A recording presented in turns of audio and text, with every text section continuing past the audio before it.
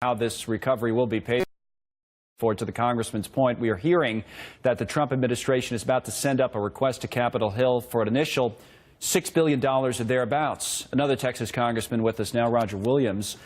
Sir, thank you for coming on. Good to see you as well. That, as Congressman Babin points out, will just be the start of things, right? And it's a long road from there. I'm sure this will be $100 billion plus. Yeah, it's going to be a lot of money. I don't think we have any idea what it's going to be, but the $6 billion, it was going to be a down payment, and we need to get it going, and it needs to be a clean bill. We don't need to have any attachments to it and make it political. So I'm anxious to get up there and approve that and begin the rebuilding process. Well, you bring up a key point, and that is already being talked about and will be, I'm sure, next week more in Washington, D.C., whether, to your point, it should be a completely clean bill or maybe something like the debt ceiling, which we have to raise anyway, debts we've already incurred, that would be attached to this and would make both more likely to pass and pass quickly. You don't support that? No, I don't support that. The problem is the debt ceiling has nothing to do with this down payment on this disaster. We need to separate them. We need to get the money in the hands of everybody so they can begin to rebuild, and then have the dialogue on the debt ceiling.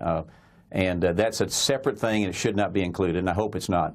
Now, what are you hearing from your colleagues in terms of how they're going to put this together? Are you confident it will be, as you put it, a clean bill?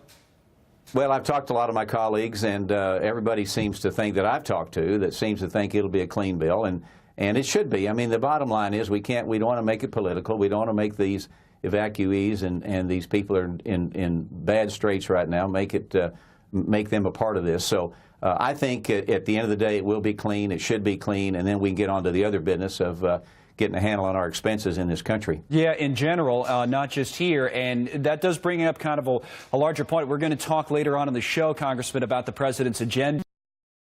Things like tax reform, and we're going to speak about how he may or may not get this done. Just about everybody agrees, and not just about, everybody agrees that the money for Texas is necessary. It's not something we need to argue about. It needs to be spent, whatever it takes. Does it slow down, though, the rest of the president's agenda, do you think? Well, I mean, look, we need to be tax reform. I've been talking about that since I've been in Congress. We need to address that. We have a real problem with our debt. We've got to fix it. It's a serious issue. So if you were in business, this would be an extraordinary part of doing business, right? Extraordinary expense, and we're going to have to pay for it, and then we're going to have to get our expenses in line and maybe do some cutting in areas that nobody wants to talk about. Right. Does it make it more likely, though, that those cuts maybe you're right, maybe we should have been talking about them already, that we'll talk about them more now because of the money spent in Texas?